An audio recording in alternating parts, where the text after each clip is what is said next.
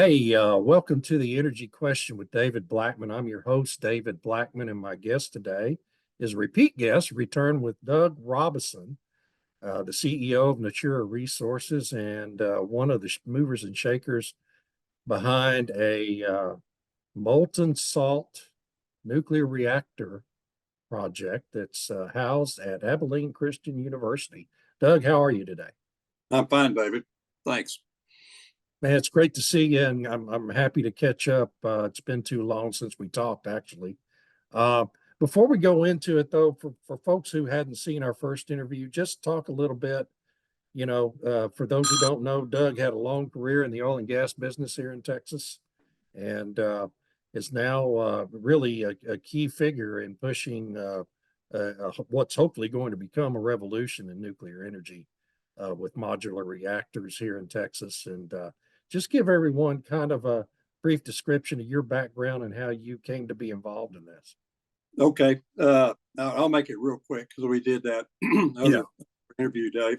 So I'm 40 years in the oil and gas industry. Retired, thought I was retiring in 2017. My work's all been in the Permian Basin, West Texas. In 2004, Governor Perry appointed me to the Texas Energy Planning Council. I chaired, along with State Land Commissioner Jerry Patterson, the Energy Supply Committee. One of our findings in '04, and I won't get into how we even start talking about it, but was that if you're going to replace hydrocarbons for power, electricity, particularly baseload, that nuclear was the technology that could do that.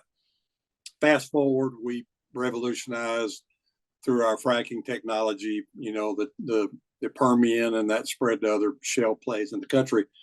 But in 2017, we now have a climate agenda where we're pulling coal off the market.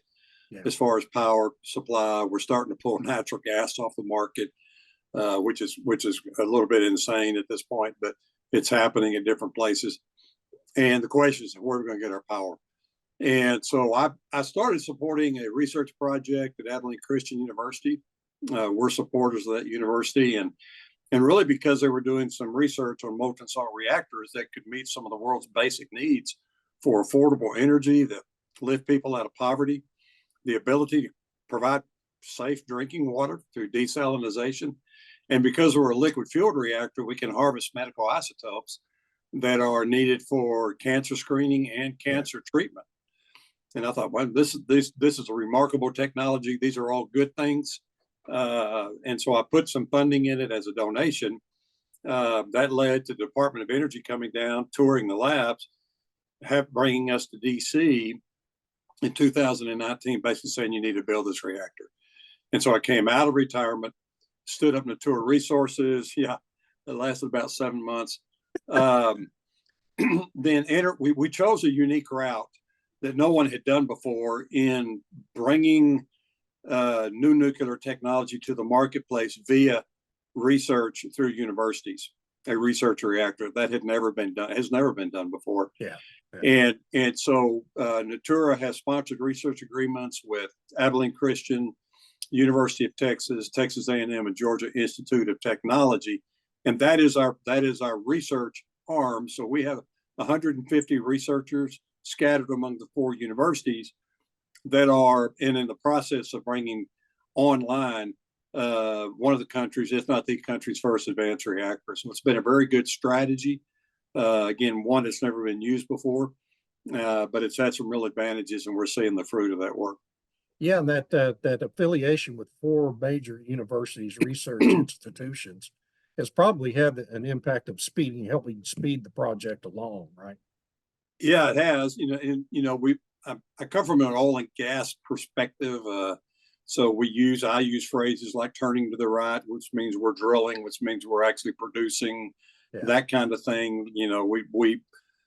We do things in parallel because we want to move as fast as possible. So working through the universities and under the Department of Energy's University Research Reactor program has allowed us to do is engage with the Nuclear Regulatory Commission. That's the gatekeeper. That's in this country, and I'd say many parts of the world, they still look to the NRC as the gold standard, you have to go through the NRC to deploy reactors to get a license.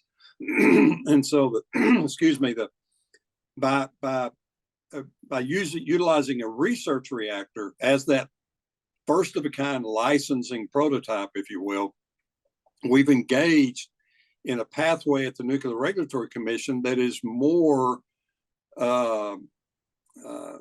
more beneficial pathway, an easier pathway to get to actual licensure, which that's the first hurdle you have to clear. The other is, because we're a research reactor that's being deployed, it's on the campus of Abilene Christian, we have support from Department of Energy in terms of fuel, and we have support from the Nuclear Regulatory Commission in terms of licensing. So the result of that has been, we launched this project really the middle of 2020, and in 2 years we had become one of only 2 projects that had actually filed a construction permit and been docketed by the Nuclear Regulatory Commission, the other being Kairos Power.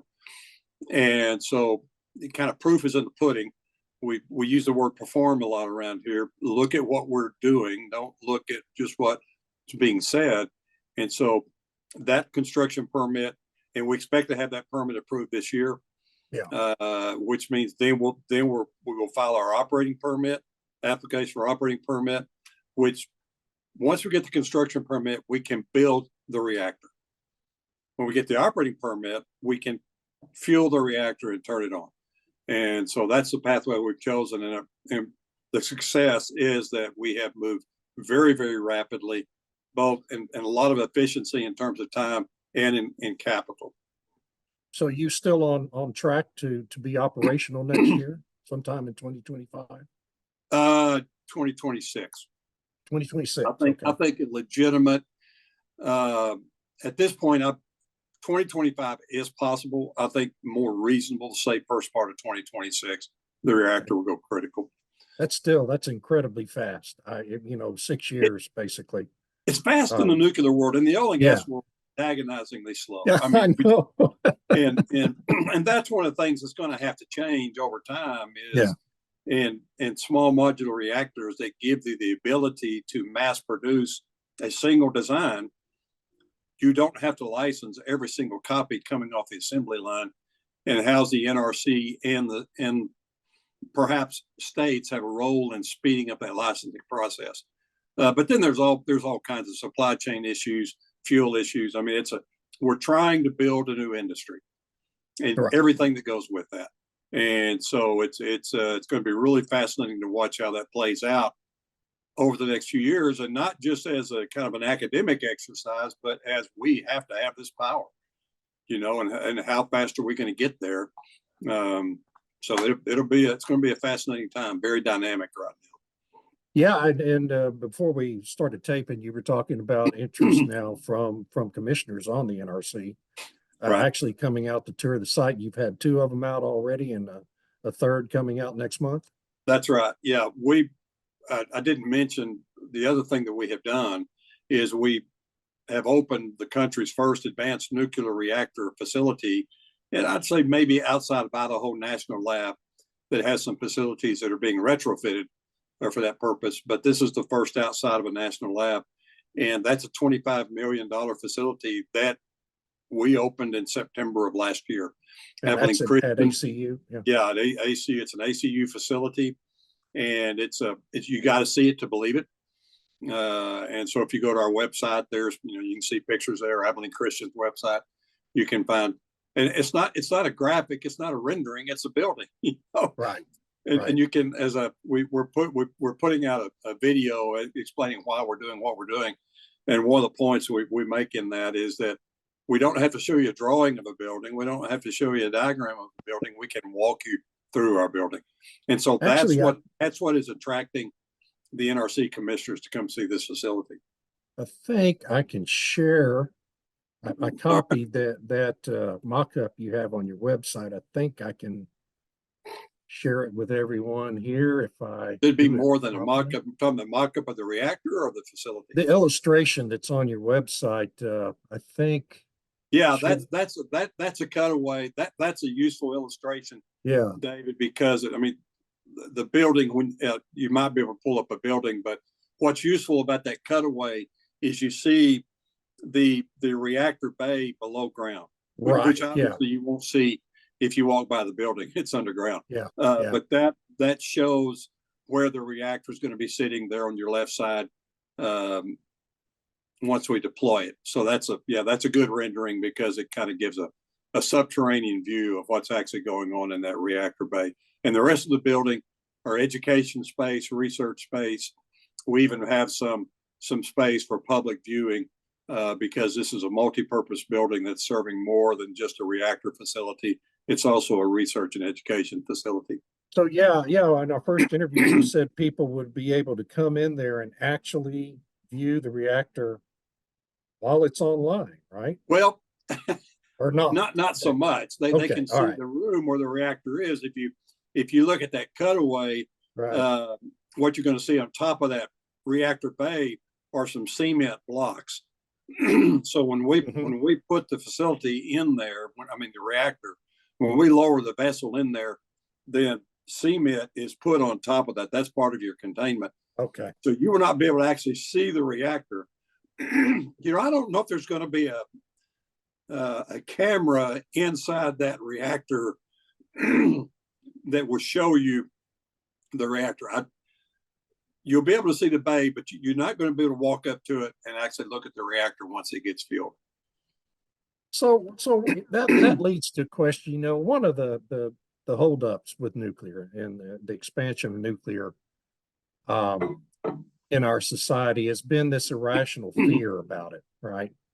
And I think that, the industry really as a whole still hasn't really gotten past 3 Mile Island, which was 45 years ago, in terms of getting over the fear factor. Have you had a lot of pushback from students at ACU when they find out that there's going to be a nuclear reactor on campus? Is there like some kind of an ongoing education effort you're having to go through to kind of allay these kinds of fears that come up? Yeah, you're not going to believe this answer. We have, and ACU has had a very proactive town hall, come see it, here's what we're doing approach for the university, for the students, for the community of Abilene. We have had nothing but overwhelming support and excitement. And I'll say, David, I say this as an oil and gas guy for 40 years. You mentioned the industry has not gotten over 3 Mile Island or Fukushima, or even we go all the way back to Chernobyl if we wanted to. Yeah. I think we got to get over that. Well, I do too. the public and we have to be safe, and the safety record of the nuclear industry in the U.S. is the safest of any energy source, bar none. There has been, I would say, in the last 10 years, a dramatic shift in public attitude toward nuclear power. And I don't know if it's a generational thing. I don't know if it's just familiarity, but across, and it may be that an awareness that if you have a climate agenda, if you're, what you're really afraid of is carbon. Right. If you think carbon is going to destroy the planet, and you're not too excited about the possibility of sitting in the dark and freezing to death, then nuclear becomes an attractive option. And that is playing out not just in the marketplace and in the legislation. So we see 20 plus states and the federal government all passing pro nuclear legislation. So that's an indicator. And not just here, in the EU, in Europe. Canada. I mean, you're seeing it around the world, pro nuclear. But you're seeing on the climate parties, I'll say, the different organizations and so forth that are concerned about climate are becoming pro-nuclear because they see pro-nuclear as a necessary part of the answer to their climate concern. Sure.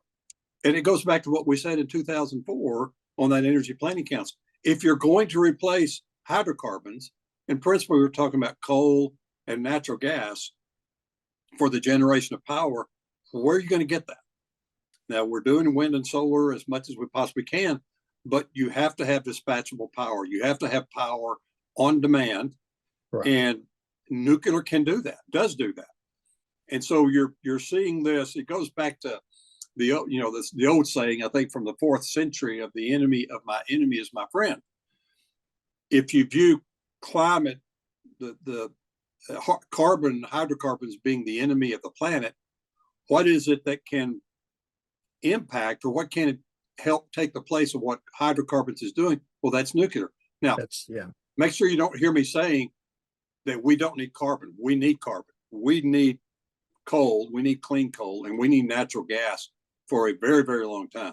I am not saying that what we're doing is going to replace oil and gas. In fact, I think what we're doing, our technology, is going to make oil and gas better and cleaner and more affordable. So we're going to make hydrocarbons better than what they are now. But we need an all of the above.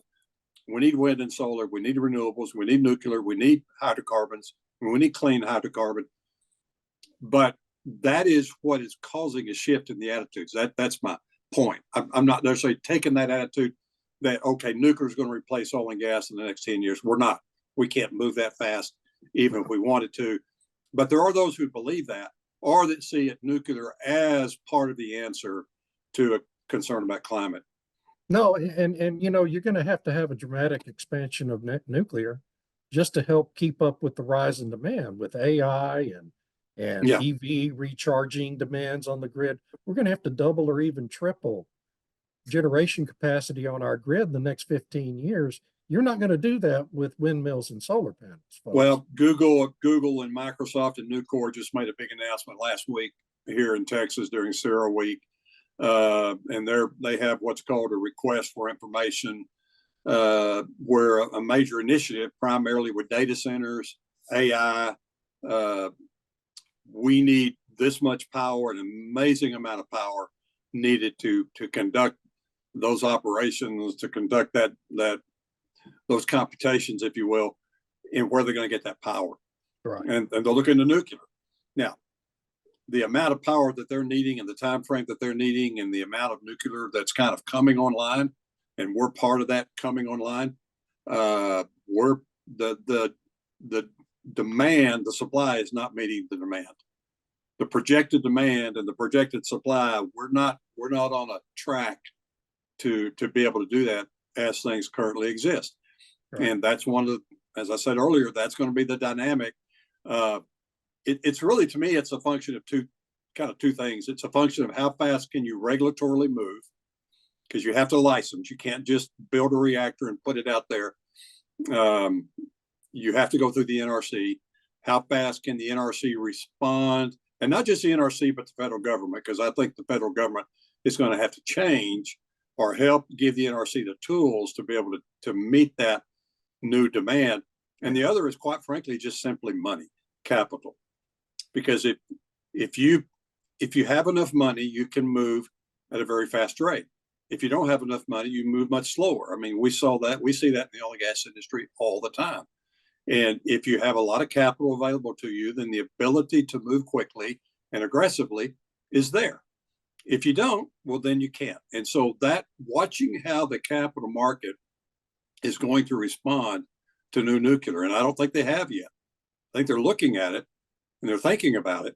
But as far as the way we've seen capital pour into the oil and gas industry beginning 2004, 2005, during the fracking revolution, we haven't seen that yet in nuclear. And it'll be interesting to see where that happens and when it happens, and who's around when it happens. Do you think the ESG paradigm within some of these big financial houses, investment houses, is having a negative impact on nuclear growth? Nuclear actually falls in ESG. Well, it should, but actually, I think the pullback on ESG has impacted us. You had such a strong ESG incentive, and I didn't follow it closely. I think I first started hearing about it like in 2018, 2019. Yeah. And you had a really strong push in ESG. And then you had some actual results as the investors looked and said, gee, we're not really performing on these investments we're making. And so you had a kind of a whiplash. The other thing you had at that same time, you had a lot amount of money going to fusion. And fusion is not to get confused with what we're doing with fission, but some of the physicists I talked to said fusion is 50 years away and will always be 50 years away. Right. But the science of fusion, I'll let them explain that on a different podcast with you, David. But fusion, a lot of money went into fusion a few years ago with not much to show for it. And so that's been a headwind. You can say COVID a little bit. I kind of put that off to the side. And then we've had some high profile projects that have been in the public arena that have, and I'm not going to name them, but are continuing to struggle to meet projections and so forth. And all of that has served to make the capital market very leery at the time of nuclear. But this is why it's going to be so interesting watching this play out. But at the same time, we're starting to see institutional capital pull out of the renewable market the way they poured out of the oil and gas market 4 or 5 years ago. And like France, for example, issued some directives probably 2 or 3 weeks ago that was really pointed toward nuclear and saying we need to focus on nuclear. Well, that caused the renewable industry to go into an uproar. Wait, what are you pulling out of nuclear? We saw that in Texas, quite frankly, with Senate Bill 2627 and what was that called? The Texas Energy Fund, I think, that resulted in the $5 billion that the legislature put out in the marketplace for dispatchable power.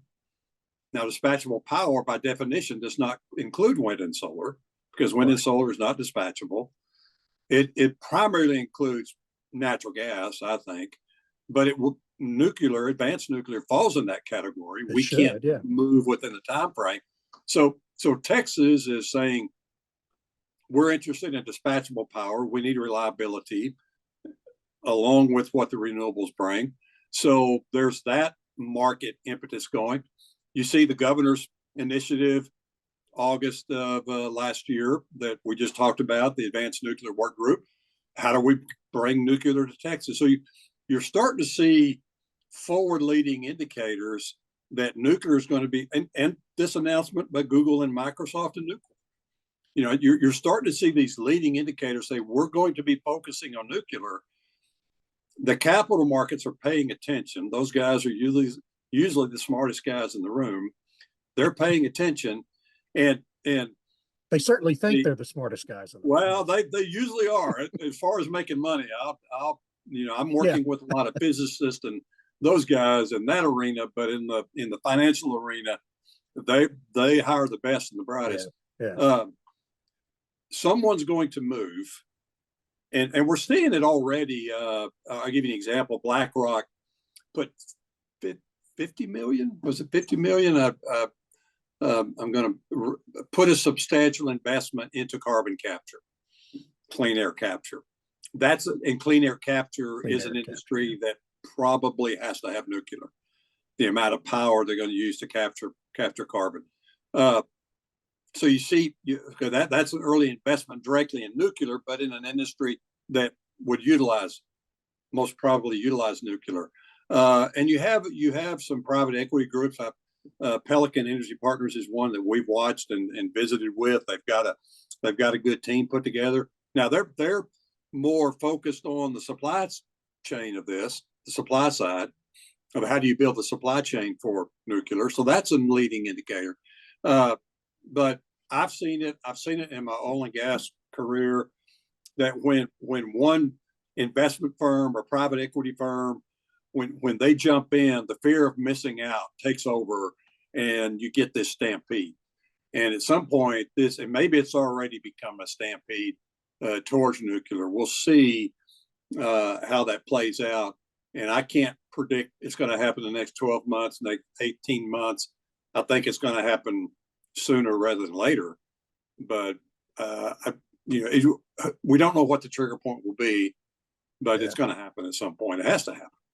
Somebody asked me last week, well, what would happen with nuclear if Trump wins this election in November? Would it help speed it up or would it slow it down? And I quite honestly didn't really hadn't given it a lot of thought and didn't really have an answer for that question. We know Trump would be drill baby drill on oil and gas, but I haven't seen any policy announcements out of that campaign related to nuclear. Have you? No. Really, you have to go back several administrations. You go back to the Obama administration that put some emphasis on nuclear. Probably the most notable was the Advanced Reactor Demonstration Program, ARDP, right? Yeah. That was put in place by the Obama administration. Those grants were issued in 2020 when we were just launching our project, and that was billions of dollars that went out of the DOE, Department of Energy, to advance nuclear. So, and then the Trump administration passed two significant pieces of legislation, Advanced Nuclear Modernization Act, and another piece, and was passed through Congress. So you had pro-nuclear activity during that administration, and during the Biden administration, you have other pro-nuclear, in the there was a House Bill 1410, I think, that came out of Ohio, or Representative Gonzalez. Maybe didn't get the number right, but that got incorporated into the CHIPS Plus Act, I believe, calling for 4 research reactors to be established. So I feel like it's kind of nonpartisan. It's across the aisle, and so it's not a topic. I feel like it's not a topic of debate. Yeah, say drill baby drill is, where you have say the Trump administration maybe more friendly to oil and gas, where the Biden administration might not be as friendly to oil. I don't think nuclear is an issue. I think everybody kind of recognizes that we need to make it happen. It's a good thing. It's going to be a big part of our energy future. How do we get there? In the meanwhile, we have to take care of business today while nuclear proves itself, which is on us, right? That's on this industry, this wannabe industry, to prove itself. So I feel like nuclear is kind of sitting off to the side, advanced nuclear, sitting off to the side, doing its work, hopefully, and getting to the point of credibility where the investment community, where the Googles and the Microsofts of the world, et al., where the energy industry of the world can use nuclear, whether in refining or on upside, we can do some work in the oil field as far as providing power to the oil field and cleaning up produced water. That you're familiar with what produced water is, in conjunction with our oil and gas operations, with desal operations. All of these are working, bringing these things to maturity, to we're at the point that policymakers, whether it's the state level or the federal level, can say, okay, now I can start plugging nuclear into my calculations of future energy supply. Whereas today, I think you have to be honest. If we're saying our first nuclear deployments are not going to start till 2030, which is about as early as you hear in this country. Well, if I'm working at ERCOT or I'm at the Public Utility Commission or Department of Energy, I've got to take care of the years between now and 2030. 2030 is great, but we've got 6 years. We need to come up with other solutions. So I think that's where nuclear is right now. Is we're doing our work.